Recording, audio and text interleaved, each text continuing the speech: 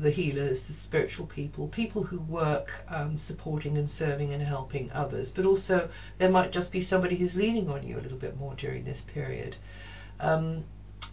It could also manifest in another way, which is that you're keeping a love relationship under wraps at the moment. You feel as though you can't broadcast that to the world at large, or indeed to, you know, the person that you are feeling attracted to. So you're waiting for the moment, you're waiting for the right time. If you are being the support for somebody else who's leaning on you, remember to keep some of your energy for yourself and don't be a martyr, won't you? And also there's something impersonal about this position of Venus between February and June. So whatever you're doing, you may be feeling as though you're doing it for the greater whole. You're doing it to help, you know, for the greater good. It's also likely that there's this sort of spiritual feeling coming in for you over 2009, where some of you will be traveling more or making this like pilgrimage.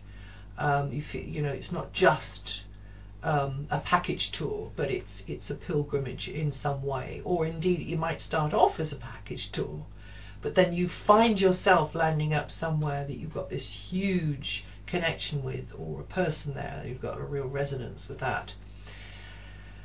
Saturn continues to demand that you put a steady flow of nurturing energy into things like hobbies, leisure projects, children, animals, romantic partners. They all need just that little bit more work. Had me do that over 2008 and will do right up until October 2009, but Saturn's in the final stage of this transit now. If you are involved in the arts or those kinds of sort of performance orientated activities, then you've got to understand that patience and perseverance is what's needed here. If you get on okay with Saturn's sort of rather plodding approach, and it kind of slows things down and puts more obstacles in your way, but it's very good for building gradually in a step-by-step way. It will bring, Saturn will bring success in the long run, and the harder you work with Saturn, then the more reward you're going to get at the end. So if you're working with sort of ungrateful children or difficult animals as well, you know, it's the same thing there.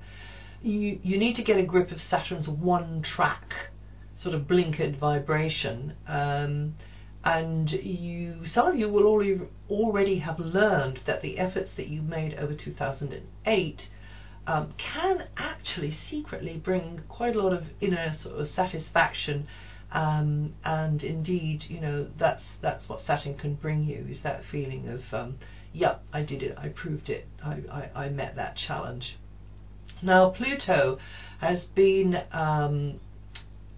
in Sagittarius for 13 years, moved out now and gone into Capricorn, be there for 16. For you, that's a fellow Earth sign, so these energies are going to harmonize and dovetail better with your own Taurus. In these previous 13 years, that's brought some uncomfortable issues perhaps to the surface, to do with close partners, family members, mates, business partners, that kind of thing. The ensuing cycle of Pluto could bring you a much stronger connection with people from faraway places, foreigners and so on. So more of the same of what I was saying earlier. But there's an intensity and a passion here, you know, with that as well. That's going to be affecting Taurians who were born in the first 4 days of the sign over 2009 mostly. And over this long 16-year transit, all Taurians are going to get a new angle on how those from a different background live their lives, you know, where they're coming from, but also those from a different background, foreigners or people who are just different, you know, brought up in a different way to you, are going to have quite an impact on your own life. And your belief system will be challenged, your value system will be challenged as your outlook matures. Now, compassionate Neptune in your career area, been there since about 2003, something like that, this planet continues to signal this selfless attitude. There's more of this selflessness here for you, Taurus. This feeling, you know, that you're getting this satisfaction over doing some good in the world. Yeah, this sort of humanitarian, altruistic side of you coming to the fore. And that planet's going to be there until 2010. The eclipses over 2009 will be affecting your family relationships and your goals in life this year. And the energy of change here will help you work out what needs to be protected and kept and guarded and healed, and what's actually, you know, it's finished its usefulness to you. It's time to be discarded. That's going to start from January the 26th. You may see a green light for after a very long time of waiting on amber, to do with something to do with a family member, or in fact your domestic setup, or property matters. That could be highlighted then. There's going to be change there. There's going to be a shifting of gears there. So try to avoid a fixed attitude. Be ready to compromise and ready for radical change. Now, for some Taurians, it's important for you to know that the energy of your ancestors will be giving you strong backing throughout 2009. And if there's something you've yearned to uncover from the past, or something you wish to give back to the past or to the ancestors, or in fact, you know, to relatives that are alive, then this is the year to do it. In January, your philosophical, enterprising side is going to be stimulated.